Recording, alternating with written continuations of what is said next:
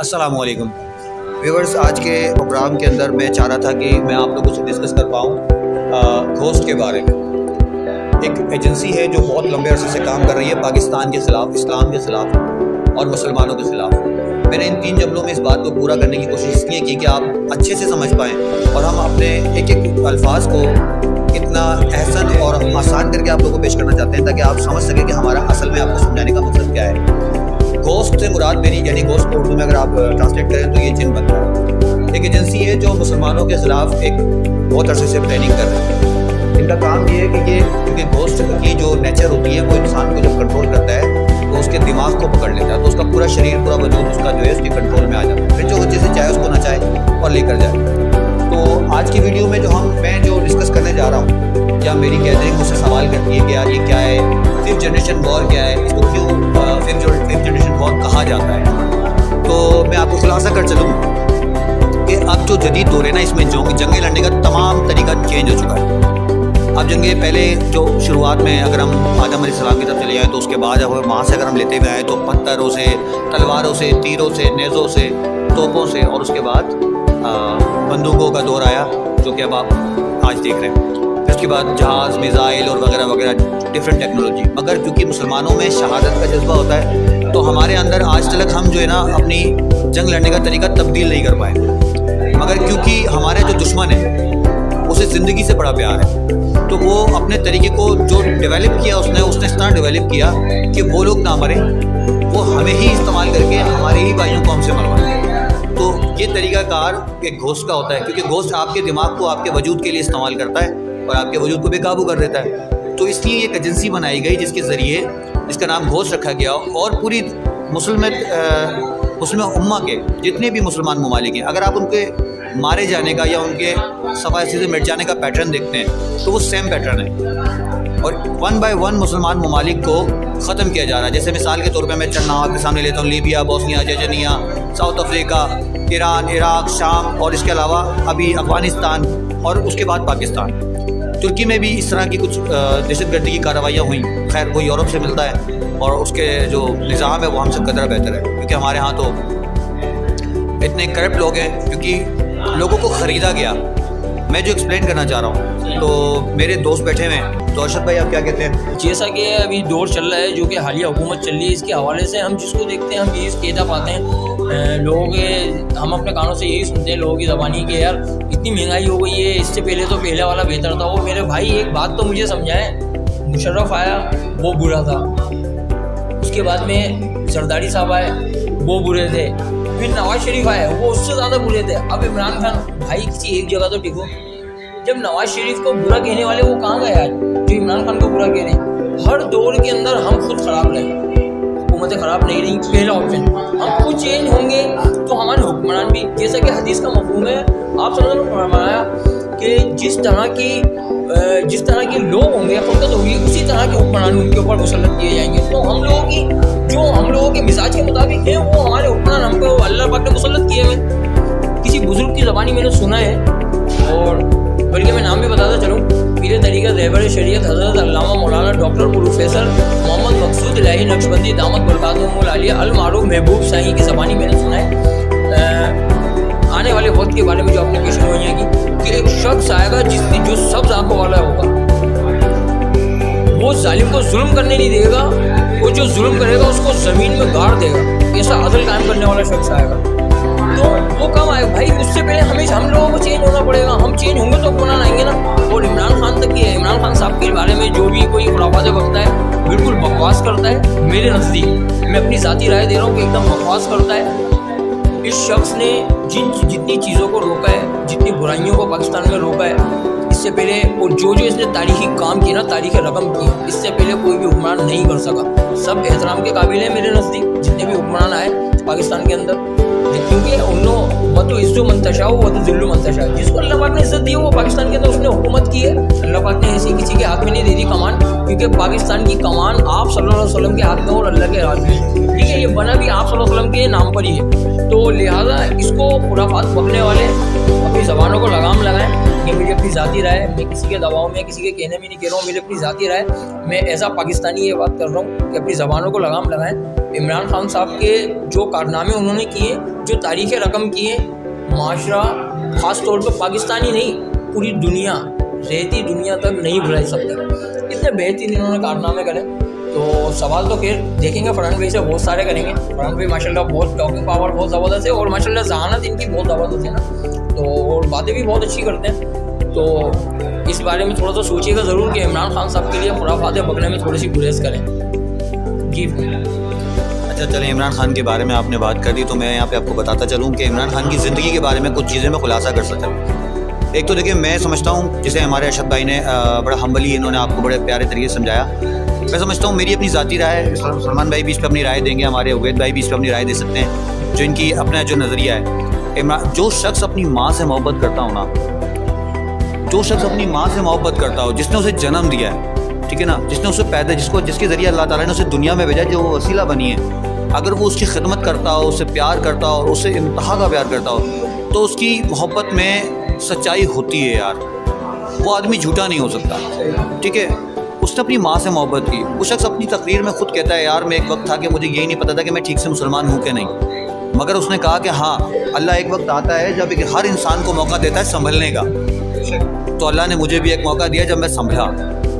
उस शख्स ने अपनी माँ की मोहब्बत में, जिस वक्त वो दीन को सही से जानता भी नहीं था, उसने अपनी माँ की मोहब्बत में भीख मांगी। आज हाँ, मैं मानता हूँ, लोग कहते हैं कि उन्होंने भीख मांगी, मगर किस काम के लिए? एक ऐसे अस्पताल को बनाने के लिए जिसमें कैंसर के मरीजों का इलाज हो सके। शौकत खानम के नाम से, अपने माँ के नाम से आप एक नलका नहीं लगा पाए। आप कितने लोग मेरी वीडियोस देख रहे होंगे, क्या आप अपने बाप के लिए, अपनी माँ के लिए, अपने भाई के लिए, अपने मरे हुए किसी भी रिश्तेदार के लिए कोई ऐसा सदका जारिया लगा पाए, कर पाए कि जिसके बिना पर आप कह सकें कि आप इमरान खान के इतना सा भी बराबर है? नहीं कर पाए यार आप लोग। आप और हमने कुछ भी नहीं किया, एक पौधा तक नहीं लगाया। उस शख्स ने इतना बड़ा काम किया। चलें, उसको भी छोड़ दें।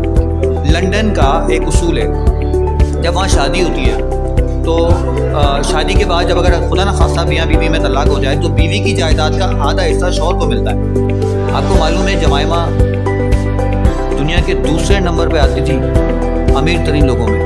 अगर आप जाकर सर्च करें, अगर आप जाकर के इसके बारे में स्टडी करें तो आपको पता चलेगा। अदालत की, अगर आप वहाँ की अदालत का अगर आप रिमार्क्स पढ़ें वहाँ के जज के, तो आपको पता चलेगा कि इमरान खान ने अपने मुल्क के खातिर वो दौलत, वो बीवी और वो बच्चे ठुकराए। उस शख्स की नीयत पर, उस शख्स की मोहब्बत पर, उस शख्स के किरदार पर शक करना मेरे ख्याल में अपने किरदार के ऊपर उंगलियां उठाने जैसा होगा।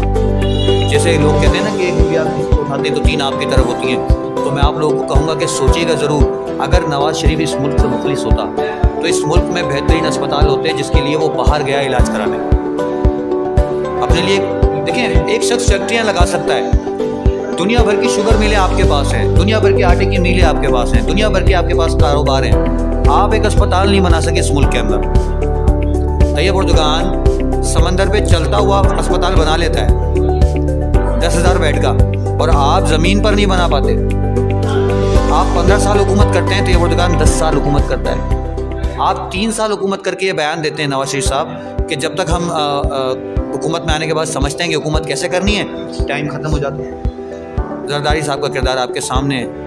अगर इन पार्टियों ने आपको 15-15 साल की हुकूमत करने के बाद कुछ नहीं दिया, तो आप 2.5 साल की किसी की हुकूमत पर उससे ये सवाल किस हैसियत से उठा रहे हैं कि उसने आपको क्या दिया? पहला तो ये। दूसरा ये कि अगर आप जानना चाहते हैं कि इमरान खान ने क्या किया, मैं आपको एक छोटी सी मिसाल देता चलता हूँ।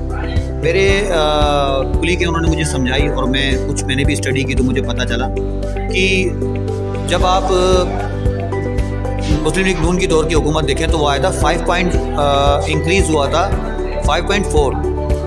जो हमारा करंट खसारा था और जो हम कमा रहे थे और जो हमें नुकसान में जा रहा था, वो करंट खसारा हमारा क्या बन रहा था कि वो 5.4 बन रहा था। इमरान खान के दौर में 4.2 4.3 के करीब है, ठीक है। तो मैं जो समझाना चाह रहा हूँ ना आपको, ये अब नवाज शरीफ ने जो मार्कअप पेश किया, जो चीज़ें बनाई, जो चीज़ें हमें पेश की कि देखें जी मैंने इतना प्रॉफिट कमाया और ये मार्कअप को मैं यहाँ ले आया और मैं इस चीज़ को यहाँ ले आया, वो सब फेक कैसे था? उसको फेक कैसे, मतलब मैं फेक साबित कैसे करता हूँ उसको मैं? तो उसने क्या किया, उसने कर्जा उठाया IMF से, जो उसने इकॉनमी में कमाया था।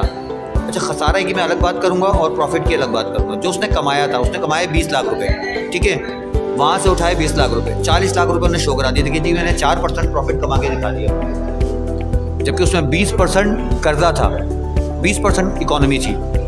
इमरान खान ने 4% हमारा जो 4.2% जो हमारा प्रॉफिट है एज इट इज़ वही दिखाया है।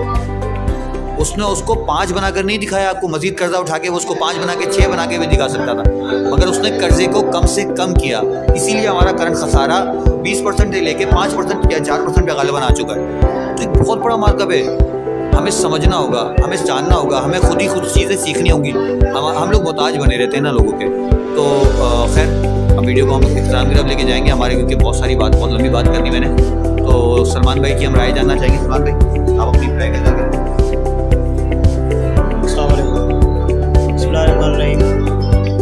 बात दरअसल ये है कि फरहान भाई ने भी अपनी राय दी और अरशद भाई ने भी अपनी राय दी, और मैं मौजूदा हुकूमत के बारे में ये कहना चाहूँगा कि इंसान अपने आप को देखे, इंसान अपने अंदर अपने आप को तलाश करे।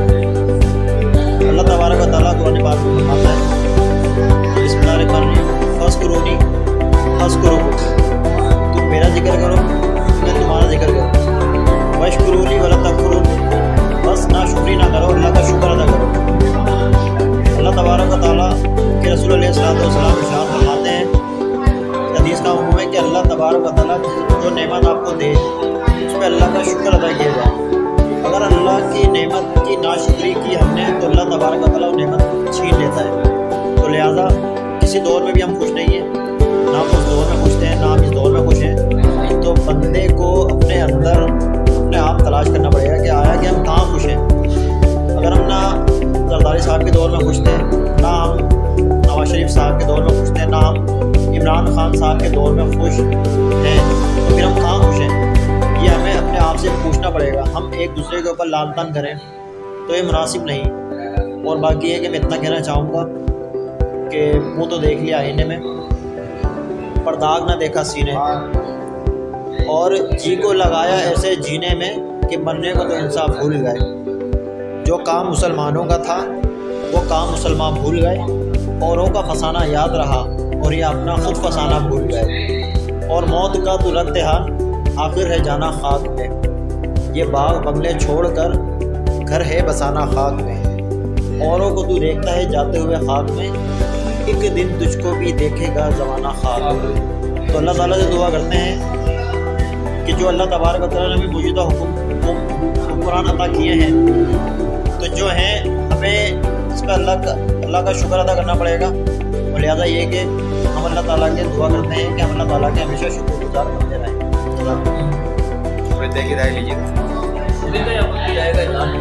बिस्मिल्लाहिर्रहमानिर्रहीम। मेरी राय कुछ मुख्तलिफ ऐसी है कि हमारे मुल्क में हमारी कौम की बेटियों को बेचा गया। किस तरीके से बेचा गया? हमारी बहन या हमारी माँ कह लें, हमारी सरबरा कह लें, डॉक्टर आफिया सिद्दीकी के बारे में कभी कोई खड़ा हुआ डॉक्टर आफिया सिद्दीकी के लिए, कभी कोई खड़ा हुआ दीन के खातिर, कभी वो कश्मीर की लिए अक़वाम मुत्तहिदा जाता है, अक़वाम मुत्तहिदा जाने के बाद वहाँ सूरह फातिहा की तिलावत भी करता है, कभी किसी ख़त्म नबूवत पे बात करता है, हुज़ूर अलैहिस्सलातु वस्सलाम की हुस्न खिलाक पे बात करता है। तो कहने का मकसद खाली इतना सा किसी हुक्मरान ने ऐसा नहीं करा। और IMF की जहाँ तक की बात है, लोगों ने कर्जा लिया ही है, कभी उतारा नहीं है। हम सूद ही उतारा। आज बच्चा क्यों कर्जदार है? ये हमारे पिछले हुक्मरानों की वजह से, इसी वजह से कि हम कर्जा देते नहीं हैं, उल्टा और ले लेते हैं। अब जब हमारे मुल्क को कामयाबी मिल रही है तो लोगों को जलन हो रही है। क्यों हो रही है? कि हमारे खर्चे बंद हो गए, हमारी जेबों में नहीं जा रहा। पाकिस्तान या कराची में इमरान खान साहब आए, कराची में उन्होंने 11 अरब रुपए दिए मुराद अली साहब को। क्या करा? पूरा हमारा वहीं पड़ा हुआ है, रोड वैसे टूटे हुए पड़े हैं, कोई काम हो नहीं रहा है। पानी हमारे घरों में नहीं आता, पानी हम खरीद के पीते हैं। क्यों? ये कैसे हो रहा है? ये हम पाकिस्तानी हैं या हम एक क्या नाम है मजलूम है, किसी के गुलाम हैं? ऐसा नहीं है। ये पानी हमारे यहाँ आना चाहिए, बिजली बिजली हमारे घर आना चाहिए। क्यों इतनी लोड शेडिंग होती है? क्या हमने क्या कोई गुनाह कर दिया? हम क्या बिल नहीं भरते? हमने बिल चढ़ाए हैं? ऐसा कुछ भी नहीं। ये सिर्फ और सिर्फ जेबें भरने के 11 अरब रुपए का कोई अगर हिसाब किताब दिया जाए तो कहाँ से मिलेगा? आप दें हिसाब किताब, कोई हिसाब नहीं मिलेगा। बस मैं इतना ही कहना चाहता हूँ कि सिंध हुकूमत को थोड़ा सा रहम करना चाहिए पाकिस्तान के अवाम के ऊपर।